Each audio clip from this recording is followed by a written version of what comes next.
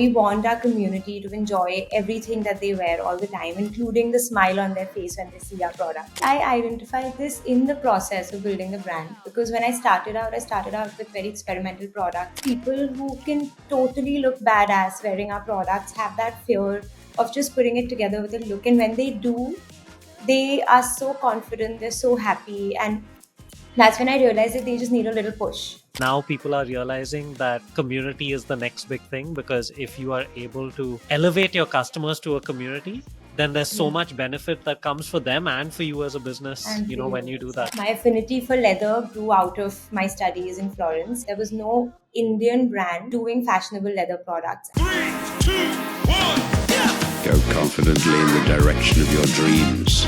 Live the life you have imagined.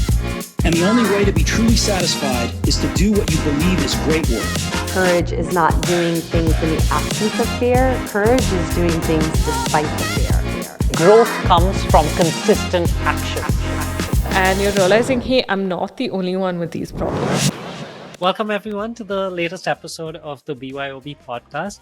Very excited to be speaking with Divisha today. Thanks so much for making the time. Thank you, Raashid, for having me. It's my first ever podcast appearance, so I'm very excited. Oh, that's exciting. It's really cool actually, because one of the reasons we started this podcast is to give people who might not otherwise get a platform to share their story, share what they're up to and why they're up to what they're up to. So it's always very exciting when people say we are the first podcast, because that's the reason why we started this. So I'm excited that you fit in that category as well. Cool. Let's have a great first podcast. One way to do this would be to ease you into it and make sure you're comfortable. So I'm going to go the exact opposite approach and see how that works. Just first off, I obviously want everyone to get to know you a little bit, but I thought a fun way to do this is for you to give us your 60-second business elevator pitch. You can do it in 12 seconds or in 64 seconds, and that's fine, but I'm actually going to put a 60-second timer for you to introduce yourself and your business to all of us. So unfortunately, I missed the elevator pitch session on Thinkerspace, but I did it anyway because I need it for my business. So I have it ready. Nice. Awesome. Let's go. You've got 60 seconds. So if styling is your problem, we are the solution. And also is a brand of leather accessories that are both fashionable and functional without compromising on the quality. We design products that make you stand out in a crowd without not feeling like yourself, basically feeling authentic. We're on a journey to take the fear away from styling and make it a lot more fun. And we want our community to enjoy everything that they wear all the time, including the smile on their face when they see our products. So we're basically elevating our everyday style, one accessory at a time. Nice. Awesome. Very clearly, you have this prepared and you've used it potentially in other places, because you seem to have hit all the important points for a pitch, right? So well done, firstly. I think, it's not easy for people to articulate their business and their business mission, because there's so much love that goes into it, and so it's so easy to speak for like 8 hours about what you're doing and very hard to speak about it in like 8 seconds, right? So well done. A couple of things that I picked up from that I wanted to just get your perspective on before we move on to the next questions is you talked about helping people feel authentic, not feeling fear when they're styling themselves.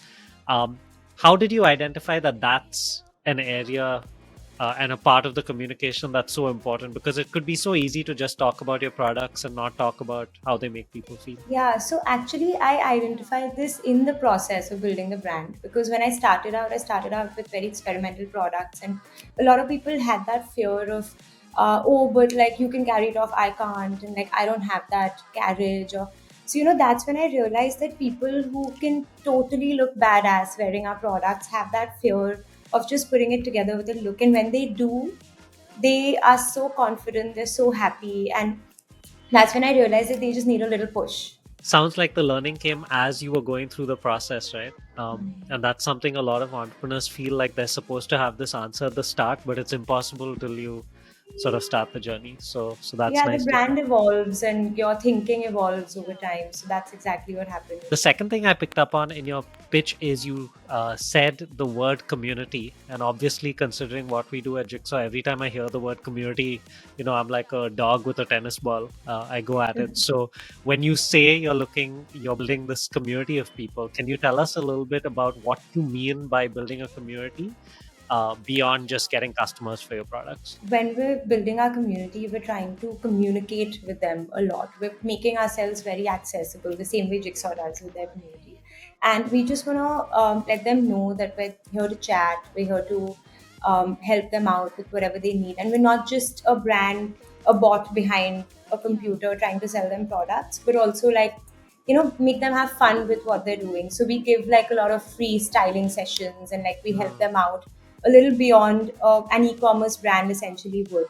And we just want everyone to feel comfortable to share, and I mean to a certain extent on our platform, and just enjoy the love for fashion together. I always obviously love any business that has a community angle to it. I feel like community now is what SaaS was like 15 years ago, where everybody was like, hey, let's build a software as a service. And that's the big thing. And now people are realizing that community is the next big thing, because if you are able to keep your elevate your customers to a community, then there's so Yeah. much benefit that comes for them and for you as a business, And for when you, you do that. So I exactly. really love that you're going around looking to build a community around your products and your movement as well. That's very cool. So exciting stuff happening now, but I'd love to go back to the start and understand the origin story for And also. So where did it all start? Where did the idea come to be? When did you realize it's beyond what I call a pub idea, where you just talk about it for a bit, feel good, and go to sleep, right? So can you tell us a bit about the birth of the brand? I mean, I still get those pub ideas all the time. But how and also started was I just come back from completing my masters from Italy, and there's so much beautiful leather there that I had to grow very fond of it. I've always been an accessories girl. I've loved accessorizing and I've loved fashion ever since I was 6 years old. But Wow. my affinity for leather grew out of my studies in Florence. And when I came back and I did a little bit of research, I realized that at that point, there was no Indian brand doing fashionable leather products. I realized that even though I'm someone who really enjoys um, experimental fashion, not necessarily high end or known brands, I myself didn't own anything from an Hmm. Indian fashion accessory label. So there was definitely a gap, and I just wanted to do something statement, something that really puts the brand out in the market and makes a mark, and that's how it started. So once you came back from Florence and decided this is a gap you might want to explore and build a business around, can you take me back to what were the first tangible steps you took? And I would like for you to be as vivid as possible, not to be conceptual about first this, then that. Actually, when you decide to start, what were the first 5 things you did to get the brand started? Okay. I think it started with just a lot of research. I think I spent months and months on just understanding the market. I had not studied fashion in India, so I needed to first understand the Right. market really well, and the leather market, the accessory market, the e-commerce industry, all of that. So it took me a long time. I think that would be the first step. Sure. I had Was like that just a pages bunch of, and I'm going pages to of just research. break it down to layman's terms. Is that basically a bunch of Googling and talking to people?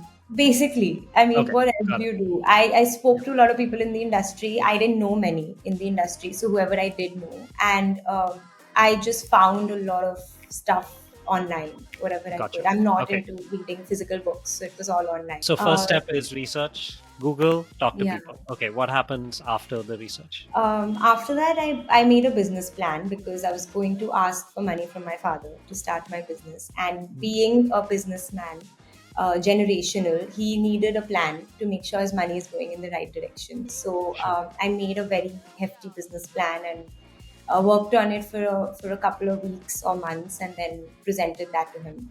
So I think that was the second step. So I'm going to dig a little bit deeper. So firstly, what format did the business plan take? Was it a printed out like booklet? Was it a Google Doc with like 30 pages or 3 pages or a slideshow? What format did the business plan take? So what I would do now is probably something like a slideshow with really cool terms. But back then, and especially because the receiver was my father who prefers printed out documents in black and white, I did that. I made a document. I left out all the extra stuff that he didn't care about. I basically knew my audience well, so I planned it around that. And so, how big are we talking? What was this printed out document? Were it a couple of pages or a couple of hundred pages? No, I think somewhere in the middle, like 30 pages maybe. Wow. Okay, got it. So you build that out is your second step. You do the work, you build that out, and then you go and present. Yeah. Okay, so can you tell us a little bit about what happened in the presentation with your father about funding your business? It was actually much shorter than I thought it would be. He didn't grill me too much. He didn't. He really wasn't behaving like one of the sharks. He just. I'm hoping he really liked my idea and believed in it and decided. I'm hoping he didn't take pity on me, but he actually really liked my idea I'm and sure. decided to fund it. Okay, got it. So now you've had this meeting. Your father has decided to back you. What happened? What's the first thing you do after getting that confirmation? Once I got the monies, I decided to start my sampling. I was starting with a very different product, something that people had not really made before. So I needed to do like a really long round of sampling, which took me almost a year. It sounds crazy, but it did. I think that was step number 3. So sampling, and then step number 4 would be to identify all the right vendors, manufacturers, because I was doing my own designs, doing my own production, so Sure. as in contract manufacturing, but I wasn't sourcing any of the products. So the 4th step was very crucial, that I found all the vendors and kept backups.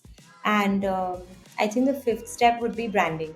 That's very important for me. So I wanted to be sure that my communication is clear and that I have all of that in place before I start the actual work, which is website and sales and I want to dig deeper into step number 5. So when you say branding, I feel like the word has been used so often over the last few years where it's gained leverage and importance, where people realize that it's so important to stand out. But it could mean very different things to different people depending on what you're exposed to. So when you say you wanted to sort out your branding and that was the 5th step, what do you mean by sort out your branding? Did you work with a branding agency? Did you come up with a logo, or was it a strategy? Or what do you mean by branding? for me, branding more than anything is language, whether it's visual or theoretical for the brand. So I just want to make sure that I have that clear in my head before I work with an agency to do the logo and other collaterals. So I would just write a lot. I would just write key terms, lingo that I would like to use. The kind of, my clientele was mostly millennials. My target market was mostly millennials. So I wanted to make sure that it was relatable. It was, there was a sense of belongingness in my language. So I think when I say branding, and a lot of mood boarding, which is where the visual aspect comes in. So I just did a lot of like mind mapping, mood boarding, a lot of words, a lot of images to just sort of get it started. So I think that's so important as a 5th step because, as you know, in the community, there are a lot of people looking to grow their brands at Jigsaw. And I feel like for a lot of people, branding, of course, is something that keeps evolving, like we talked about earlier. But a lot of people have skipped that step initially and therefore are facing a lot of challenges with marketing, sales, etc. because they don't know actually what they want to say, who they want to talk to. But once that is clear, at least Absolutely. initially, I'm guessing it gave you some confidence to get started and move It did, quickly. and I feel like branding also to a large extent gives you clarity in terms of your mission and vision, because it tells you, I mean, obviously you've done your research on your market and everything, and then branding really adds to that because it tells you what your mission should be, how you should visualize your vision, and it's a very important step. Okay, so now we've completed the first 5 steps. We've gotten started. I don't want to keep this entire conversation linear and do a timeline. So I'm going to fast forward and backtrack a little bit during the conversation. I'd just like to know, since you've started, so when did you actually start? Do you remember the date, or do you just remember I the month? started October 2019. October 2019. Okay, so you've just completed 4 years.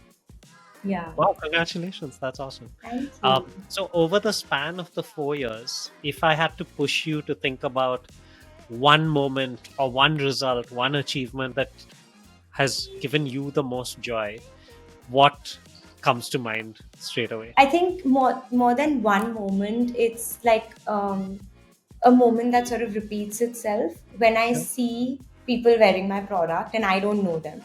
Yeah, It still brings me the same amount of joy as the first time I saw it. And if someone knows me as the founder of my brand and not as someone they just know, like sure. if they walk up to me and they say, "Oh, you're that girl who does those belts or those bags," I just love it. Like I love that feeling, and I love to um, see random people in a random restaurant wearing my product and just walking up to them and making a conversation. It's the biggest achievement. Nice. It's so funny how so many entrepreneurs, no matter how many years they've been in business, however big their business might be, it's the same moment they keep talking about, which is when somebody else is using my product or my service and I don't know them. Because I'm guessing in the initial days, was it friends and family where you started, who started using your products, and then you got to this moment where it was an unknown person? Yeah, for sure. I mean, there were a huge majority of the sales were with people I knew in the beginning, in the first few months. So No, I, change I, really is I, amazing. I totally get it. In fact, we have a team meeting every week, and I think last week or the week before, I spent like 20% of the team meeting hijacking the meeting, talking about how I think the previous evening I'd gone for drinks and somebody had come over and say, "Hey, are you the jigsaw guy?" And I was just like, "Gotta tell the team this." It was like the most exciting thing that had Yeah, happened. for sure. So yeah, I guess it's simple joys, right, that sort of keep you going, which is nice. Definitely. So that's the bit that repeats and gives you joy. Whether it's a repeating moment or a one-off moment, I want to know the other side of things as well. So I'm sure, however well things are going, it's not always been like this. There've been sort of ups and downs. So is there a most challenging moment or the toughest defeat or failure that you've had to deal with over the last 4 years that comes to mind? I mean, there have been so many. I really and I know a lot of people say this, but I genuinely believe that every day is a challenge. Like I'm just struggling to get to the end of it. Sure. But I feel like the most challenging time, like duration wise, was COVID. Sure. I had just launched my brand, and a month after launching, I moved to Mumbai. I got married here and I moved here. So I was anyway like trying to, sort of get the ropes and trying to learn and grow in the Yeah. business. And then a month later, COVID hit, and whatever little progress I'd made sort of had to shut down, and I just had to go back into retrospect. And Mm, it was, I'm sure it was difficult for all businesses, but it was just the timing was such for me that I just started off, and my yeah. brand hadn't even sort of grown to a space where I could survive. Yep. So I was just like back to doing the same research and new learnings and new ways of making it work. Considering the timing and it was so early on, did you at any point consider stopping as opposed to pausing the business and getting on with life and career in a different format, or did that thought never cross your Not mind? at all. In fact, I didn't even pause it. I was just working on it like throughout. I started different products. I tried my hand at everything. I've never had that thought in the last 4 years that if this year I don't reach this mark, I'm going to stop it. I've never thought. I know that that's not a very sensible way to think, but I'm going to make it what I dream of making it. That's awesome. I don't think there are very many successful entrepreneurs where the number one word you would think of is, hey, they've been really sensible. I just feel like all entrepreneurs have to have this element of delusion and this blind conviction that they're going to make it happen. Because if they don't have that, there is 0% chance that you're going Yeah, you to have to be build a fully brand and make it. convinced about what Yeah. you're doing. Yeah. I mean, if you are not at 120% in terms of your conviction, how are your clients going to be? How are your team members going to be? It's just impossible. So I think it's a good thing that you're not sensible about these things, right? And you kept going. But congrats on getting through COVID and making it out the other side, right? Not every business Thank you. gets to say that. Unfortunately. Yeah. Um, okay, so that's the toughest thing that you've had to deal with. I want to fast forward to the here and now.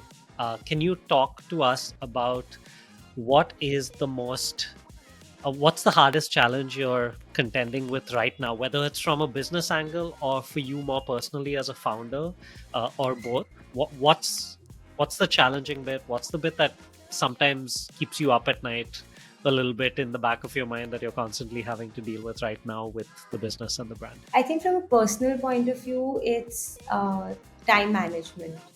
It's There's just so much happening at any given point of time. I come from a typical big fat Marwari family, and there is so much in terms of commitment that I don't want to, avoid or delay. And but also my business is my priority, so it gets a little tough to sort of handle both. I think personally that's one challenge that I'm trying to sort of work around. And business wise, I think it's consistency. I'm a very sales revenue based girl, so I like to see everything in terms of results. Sure. And I think for any e-commerce brand or a fashion brand, I think consistency is key, which is something Mm. that I'm striving towards at this And point. when you say consistency, you mean revenue sometimes is a little bit like a roller Yeah. coaster up and down? Yes. Okay, Yes. got it. And for the first one, I just want to dig one level deeper because I am very proudly friends with a lot of people from big fat Marwadi families. And so I think I understand, at least from a distance, a little bit of the commitment that it goes into making sure that you prioritize family, social connections as part of family, etc. Um, so I know it's a challenge right now. And I also know that Diwali just got over. So, during that times like that, how do you actually end up working on the business when you might have a family or a social commitment every day for like 10 days? Do you just take it off? Do you find time in the corners of the night? Like what was your plan and how do you get around this at the moment? I think I just sort of wing it. Thankfully, I have a very supportive, encouraging family. So if I do have a conversation, I get that space to do my work. But at the same time, I learn to prioritize. I understand that you can't have both. You can't always balance your work and your family or your personal life. Yeah. So there are pockets where, say, you balance your work a little more, and there are times when you balance your family a little more. And when you're balancing your work, your family is still at the back of your mind, and you're doing something there as well. But then when you're spending time with the family, there's also work happening on the side. Yeah. So more than balance, it's just managing. I think sometimes this balance word, I don't know, it sometimes feels like it's used and abused too much because it's kind of impossible, right? To be 50-50 the whole time or 80-20 the whole time. It's like you said, it's a little bit more like there are peaks and troughs, and it's how well you manage each of them, I'm guessing, is more real life And than pure when what needs balance. you more, like at a certain time, if my family needs me more, I'm not going to prioritize my work over them. Yeah. So, and at points when my work needs me more, my family will support me. So it's just about finding that space. There's an interesting thing we thought we'd try in this conversation is I obviously am a business coach. And so one of the things I wanted to try and do in today's conversation is try and see if there is any quick input I can give you that might help you with one or two aspects of your business. So if you had a free for all, here is the one big question I'm looking to contend with, or the one thing I need insight on. What would that be for now where I can be of some value in this conversation with you? There are so many questions that you can be of value for, but if I have to narrow down to one, like I mentioned, the challenge that I'm facing right now, where I feel like, no matter how many, and this is something that I've learned from you, in fact, in one of your sessions where you spoke about how we can generate leads and how we can, tap onto leads that we don't even realize are present. But sometimes I do feel like there's a dead end in terms of, trying to get to reach more people. And you've tried all different avenues. You've tried all sorts of marketing, whether it's performance marketing, influencer marketing, um, reaching out to customers. But at one point, you feel like, how do I grow it from here? How do I see that month on month, that trajectory going up in terms Okay. of sales. So cool. That's it. All you want to know is how to grow the business. Yeah. Okay. Cool. Okay.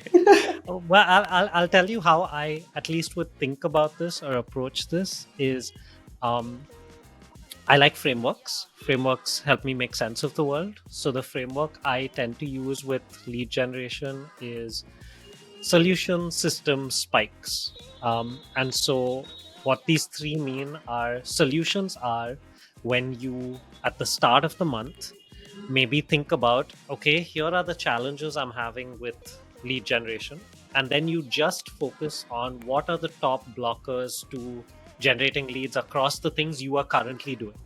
So that's basically saying, okay, what I currently do is X and Y and Z, but here is why X I think is ineffective, why Y is ineffective, why Z is ineffective.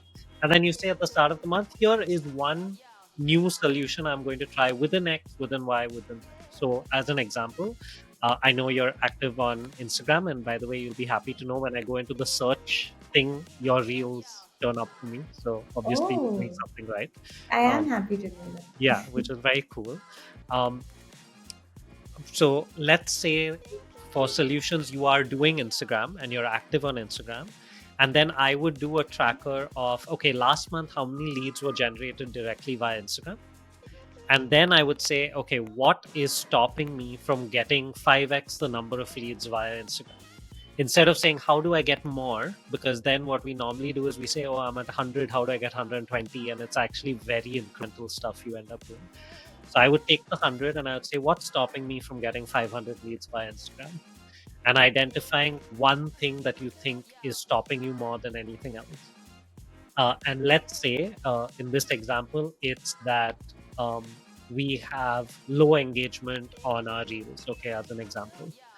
Then that month, my solution would all be about, okay, how can I track and increase the rate of engagement on our reels by this amount? And then I would go out and figure out different solutions and experiments just to do that.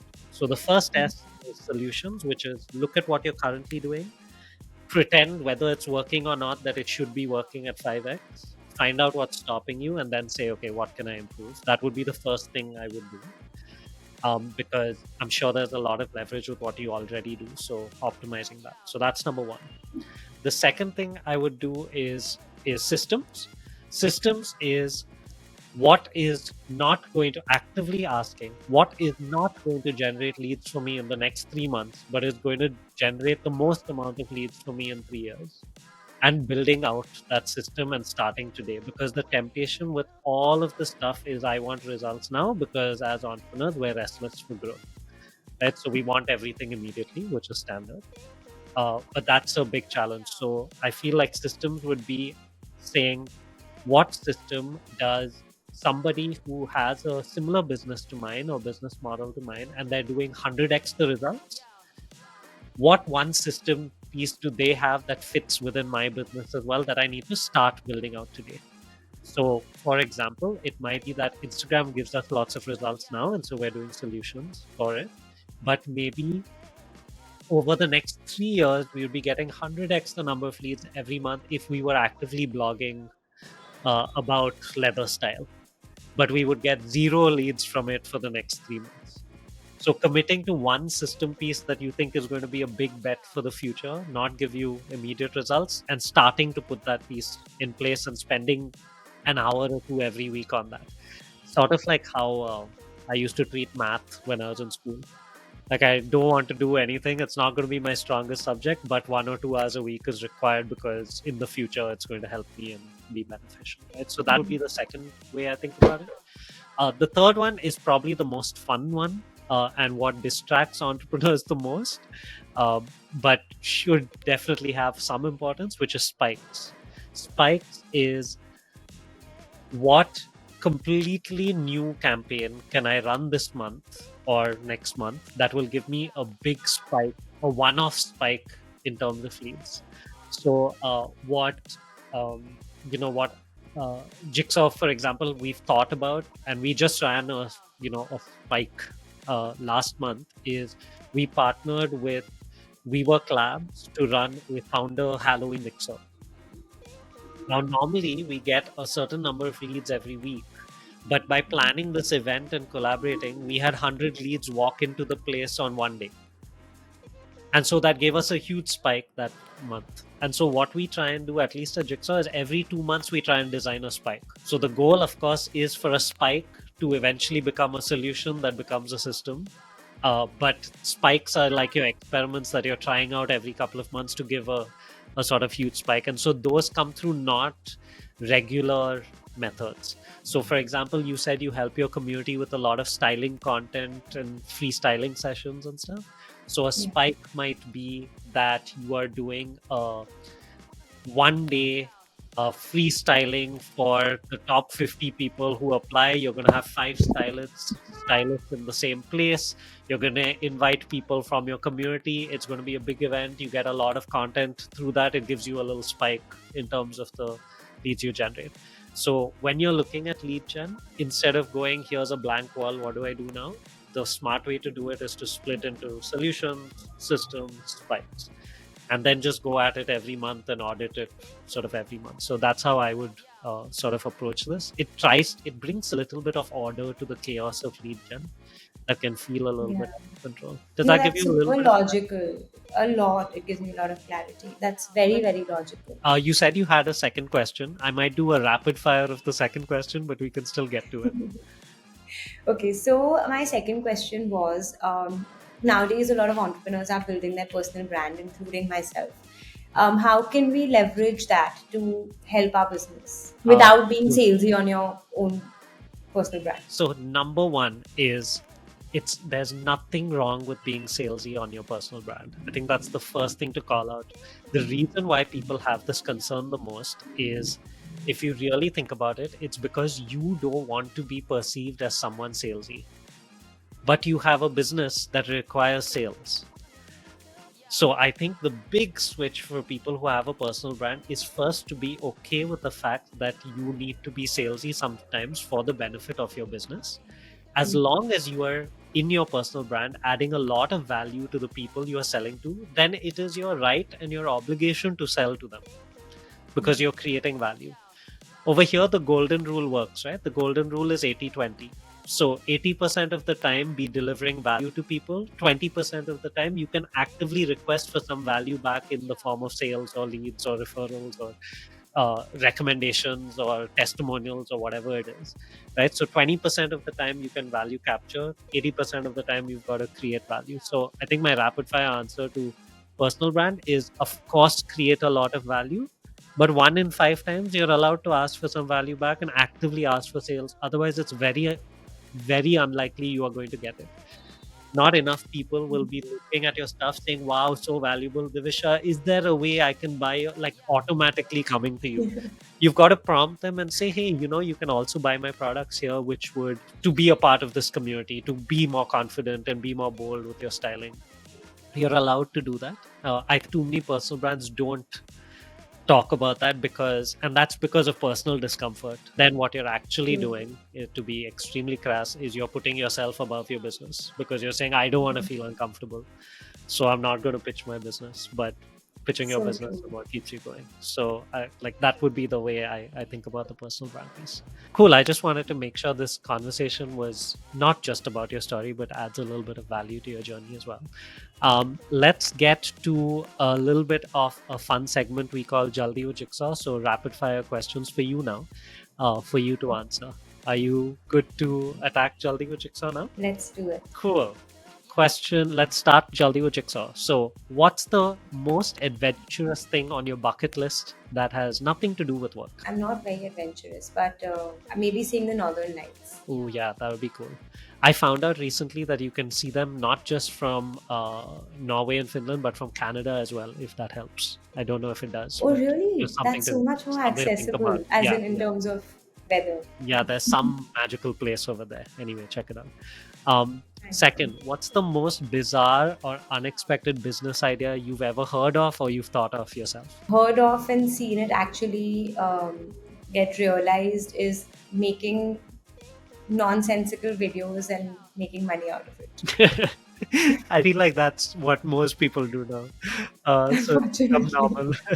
I'm not trying to shit on anyone for it, but Don't worry. We're going to just cut out that bit and call out Divisha against content creators. Okay, third question. What's your guilty pleasure movie or TV show you watch to unwind? friends. Yeah, it's like 20 years later and we're all just Yeah, rewatching the same show. It's crazy. I know. What's your go-to productivity hack when you feel overwhelmed at work? I make a list. Yeah, I yeah, just we've put talked everything about down. these things. Fair. Okay, this one's really weird. If you had to survive a zombie apocalypse with only the items that you normally find in your workspace, right? Which couple of items would you use, and how long do you think you would last? I think I would just be very hopped up on coffee because there's always coffee in my workplace. And I mean, I have a bunch of candles, so I would just be like smelling really nice, and that's about Cool. it. So And then you I'll might die, but die. you'll die smelling nice. Yeah. Okay, cool. Got it. Okay. Which fictional character of any show, movie, book, whatever, would you like to swap places with for a day? This is so nerdy, but Hermione Granger. I'm obsessed with Harry Potter. Thank you. That's amazing. I fell asleep last night listening to the audiobook. So I am full on My obsessed. ringtone is the Harry Potter tune. Oh, that's awesome. Yeah, and I'm obsessed with Hermione. I think she was basically Harry would have died 300 times if Hermione didn't. Exactly. So she's the real hero. Um, okay, if you could give your past self one piece of advice, what would it be? I think maybe to learn a little bit more about finance. Oh, as a numbers person, that's interesting. Okay, cool. So that's something that has I mean, grown. I'm a results person, not a numbers person. Okay, got it. Okay. And finally, how would you define a jigsaw thinker in 3 words? A jigsaw thinker, like a jigsaw member. Yes. I think motivated, encouraged, and hustler. Got it. Cool. Okay, thank you. Well done. You smashed Jaldi with Jigsaw. Thank That was you. all very, very Jaldi and very quick. Okay, I have only a couple of questions to wind up and wrap up this conversation. One of them is on a theme that I feel like we don't talk about enough as entrepreneurs. And so I'd like for this to be a safe space to do that. Which is, I feel like entrepreneurship can be desperately lonely at times, even if you have a great support system and other people in your life who support you. How do you feel that loneliness, and if yes, how do you sort of deal with it, navigate it to keep yourself moving forward? So definitely, I feel that there are so many times I've considered trying to find a partner to on board, because sometimes it's tough to make certain decisions on your own and there's too much pressure. So I definitely feel the loneliness.